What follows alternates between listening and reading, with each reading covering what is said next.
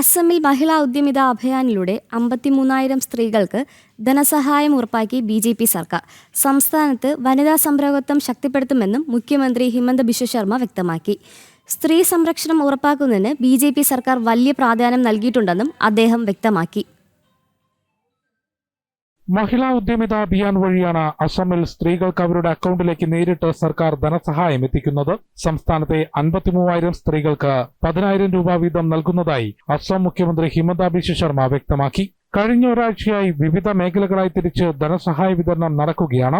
സ്ത്രീകളുടെ സംരംഭകത്വം ശക്തിപ്പെടുത്തുകയാണ് പദ്ധതിയുടെ ഉദ്ദേശമെന്നും സ്വയം പര്യാപ്തതയിലൂടെ അസമിനെ വികസനത്തിലേക്ക് നയിക്കുകയാണെന്നും ഹിമന്ത ബിശ്വ ശർമ്മ അറിയിച്ചു.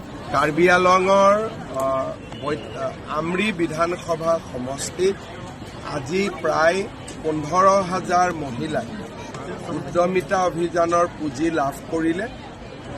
ভৱিষ্যতেও তেওঁলোকে আৰু পুঁজি লাভ কৰিব। কি ধৰণে টকাটো খৰচ কৰিব লাগে, কেনেকে কি কৰিব লাগে.